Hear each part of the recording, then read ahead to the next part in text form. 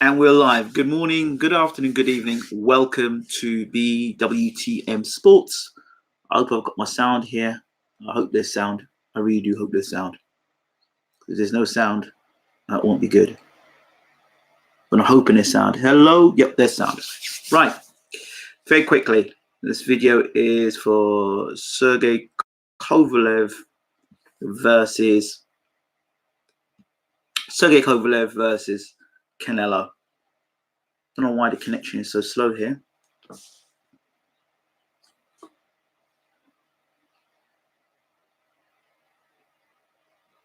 Let's see if we can change this connection.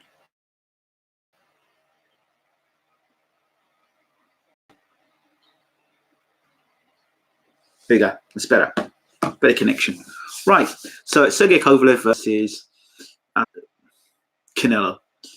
First of all, before I begin, just got to say a very special happy birthday to a very special lady in my life. My grandmother, she's 90 years today. So I just want to say happy birthday to her. Hence why I'm here. Those of you who would have followed me from the start would know this background here as to when I started doing YouTube videos way back on my own personal YouTube channel, Ingram Jones. You go back and look at that. The first few channels was Ingram Jones Talks Back. It used to be on this, not this particular sofa. It's a new sofa, but yeah, was back here. See if you'd probably remember it from then. So all right. So happy birthday to her, and I'm just in the middle of getting ready to go out for her 90th birthday party tonight. So you know what time it is. Happy birthday as well to Bermain Stavern. November, this is his birthday yesterday. Celebrates the same day as Gran. So yes, right. Let's get down to business. I'm sure you all are watching the Sky Sports boxing tonight with Anthony Crolla and Katie Taylor. I hope you enjoy it. I sadly won't be watching it. Okay, so let's get something straight for the start.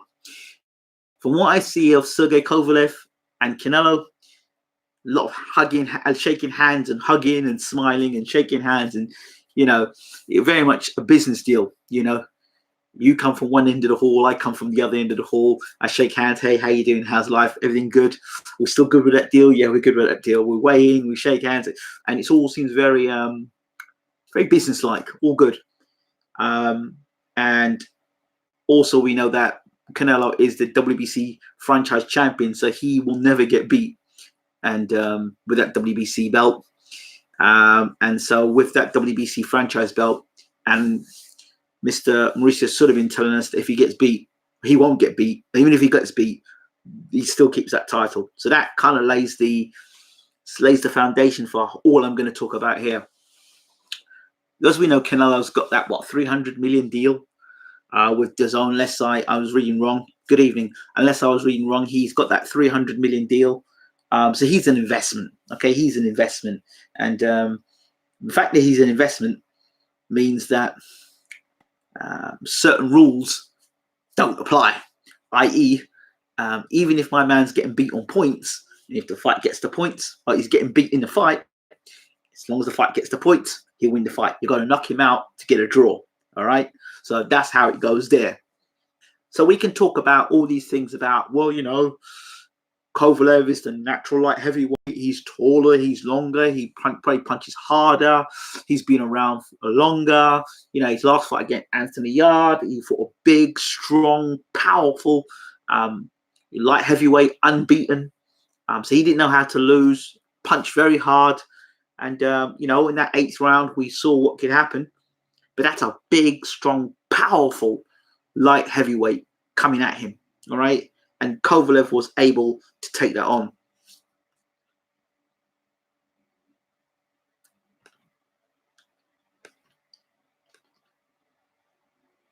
Hold on, let me fix something here. Okay, so a big, strong, powerful guy in the Anthony Yard he fought. And, you know, he was able to take all that Yard had, actually, and win the fight, even though Yard punched himself out in the end. So when we're coming into this fight now, Kovalev's had enough time to be in camp to prepare for this fight as well. So it's been a case of just tuning up. And he's got a very good trainer in his corner, Buddy McGirt, very good, very technical trainer. And that's great. And that's great for Kovalev. The bigger, stronger, you think the bigger, stronger guy at the weight. Then you look at Canelo, And people looked at his fight against Rocky Fielding. There are people saying that because of the way he hit Rocky Fielding and body shots, that's going to be the same thing with Kovalev. It doesn't quite work that way, you know. You can't compare Kovalev to Rocky Fielding. You really can't. I can't believe there are people across social media and Twitter that are making these comparisons. Absolutely ridiculous. There are weight categories for a reason. But bear in mind, with all that being said and done, can Canelo be outboxed? Yes, he can be outboxed. People talk like Canelo, some beast, that he boxes 3 minutes of every round and he's constantly coming at you. That's not the case. Canelo, in all his fights, switches off. He doesn't fight for 3 minutes of a round. He tends to either switch off, disengage, or he hasn't got the stamina to do it for 3 minutes of every round. All right. So as he's moving up in weight, you know, he will slow down.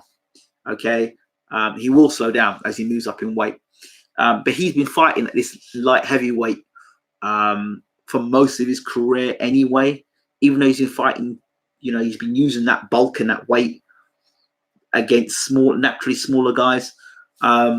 See, when he fought against Danny Jacobs, I thought Danny Jacobs would have been more of a closer to light heavyweight on the night fighting. But I don't know. Kovalev's got the punching power. He's got the jab, and he's got the ability to keep Canelo at arm's length. He's got the ability to hurt Canelo as he comes in. He's got the ability to cause Canelo a lot of problems. You see, for Kovalev to win this fight, for me, when Canelo takes a break, that's where Kovalev's got to be all over him. Yes, Hamza, I hope you're well.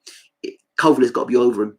When Canelo takes a break, that's where he's got to take action, and he's got to be working Canelo. He's got to be working Canelo from round one. He's got to be leaning on Canelo.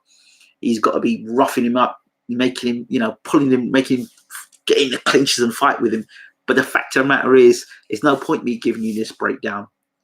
I think it's an absolute waste of time doing this breakdown, because we know Canelo's 300 million in terms of investment. We know that Canelo is the golden boy, right? And we know that with that investment, we know that there's no way Kovalev walk away with that WBO title on points. Absolutely no way. So for Kovalev to win this fight, he has to knock Canelo out, and all Canelo has to do is stay on his feet for 12 rounds. That's what I say. Stay on your feet for 12 rounds.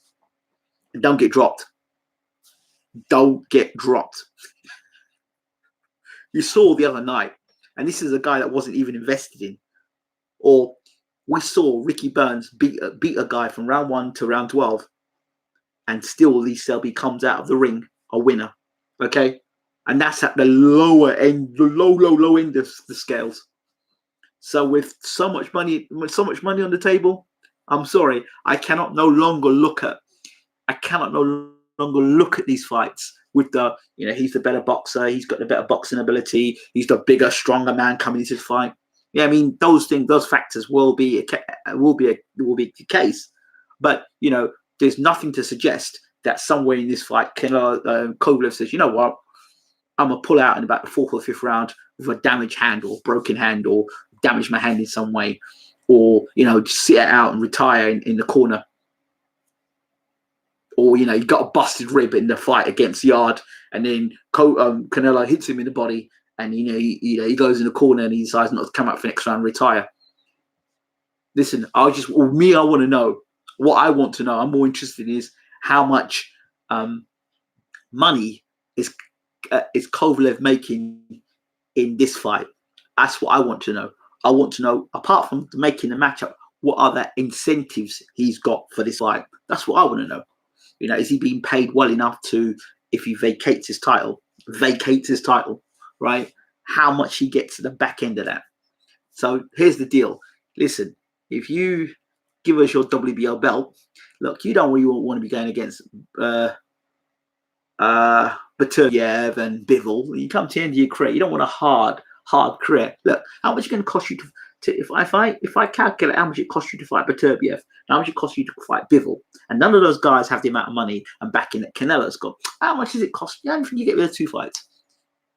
Okay, right. So you come into your career. So there you are. Why don't you why don't we just make a little deal here? Let me make a little deal with you now, man. Let me make a little side deal with you. Take this amount of money here. Do you know what I mean? Look like you're doing something, and then cut out somewhere in the fight. You're older. You're wear and tear. You had a tough fight the last fight. You're not the same fighter. You got beat by Andre Ward. You got nothing to prove. You've got nothing to prove in your career now, man. We know you're a warrior. We know you fought. You're one of the best light heavyweights in the world. Do you know? We know you've got. We know what you are. Right? Your reputation is going to be tarnished anyway. And 90% or 95% of the public are already expecting Canelo to just walk in there and take the title. I'm sorry I have to talk this way. But you just got to adjust for the times. Usually I would say, he's a bigger, stronger guy. He's got the longer reach, experienced pro, great deep amateur pedigree. Yeah, that was before the Dazn and the 300 million. That was before the Dazn, the 300 million plus the franchise champion. Do you understand? It was bad enough you being with Dazn, right? And the 300 million. Now you got the franchise belt right next to you as well. Come on, man. Come on. And then in further to that, what can they do to invest in? What can they do invest in Kovalev? How much mileage has Kovalev got left? If Canelo wins, there's fights he can go down and fight Callum Smith. Canelo can. Canelo can. He can go back and third fight with Golovkin. There's so much Canelo can do. But with Kovalev now, what are you going to do with Kovalev? Kovalev's like a dead donkey now. All right? So I can't really sit and say to you, well, the prediction for this fight is. The prediction for this fight is the only way that Canelo gets his ass whooped in this fight is if Kovalev goes off script. If Kovalev goes off script and says, you know what, stuff your money, I'm going to ruin your champion.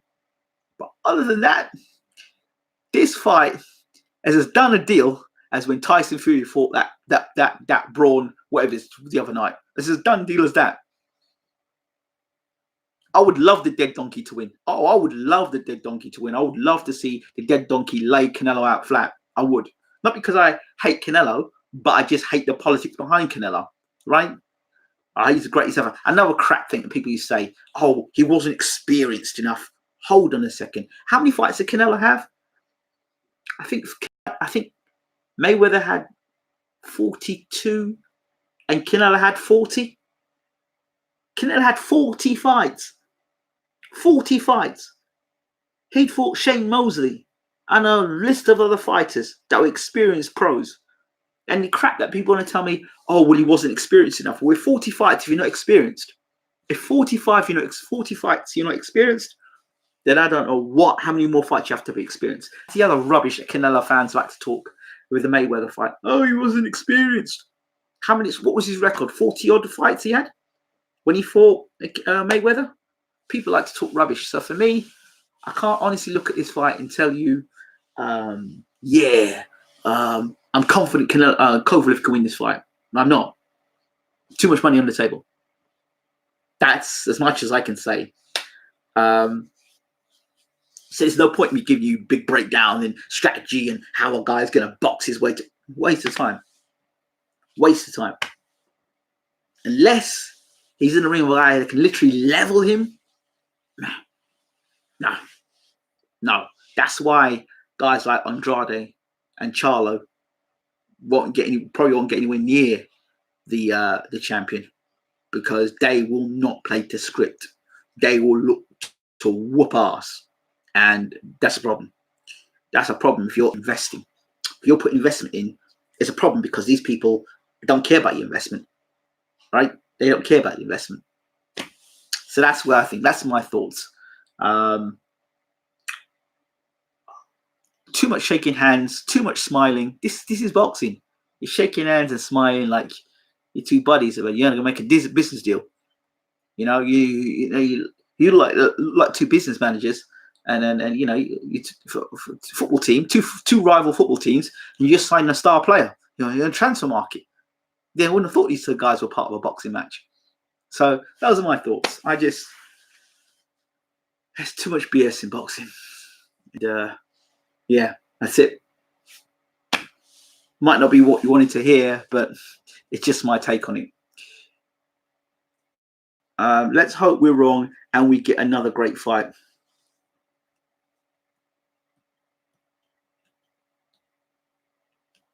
It's a bit different. That Josh Taylor fight with thing was a bit different. That's a bit different. Josh Taylor wasn't no franchise champion, and Josh Taylor wasn't 300 million invested in him. That's the difference. So rehydration close was a bitch move by Canelo. Rocky Fielding was smiling all the way to losing his world title in the sport. I've told Kovalev this is for history, for legacy. Yeah, tell him what you want. Listen, the money he gets out of this fight, he might say after this fight, hey, you know what? I retire. Is good fighter.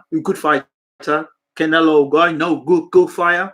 And I retire. You know, I long time in sports, and I know time to retire. Yeah. That extra 10 million in the bank, an extra 15 million in the bank, that investment was good business. Mr. Canelo, I see you coming because you have the 300 million. I'm glad we got this fight. The only other thing that can happen is controversy and a rematch. So then you get the fight again and for more money. That's the only other thing I can think. £10 or a rehydration clause was some BS if you're fighting for light heavyweight belt. You know what though? He dropped Ward in Canelo is not Ward. He's smaller too. That's my point. So we'll see. We will see. I forget he dropped Yard as well. Oh, by jab. So, you know, we'll see.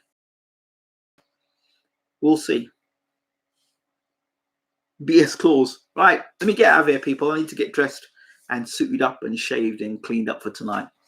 Thank you all so much. This is BWTM Sports, and we're out of here. Have a really great evening.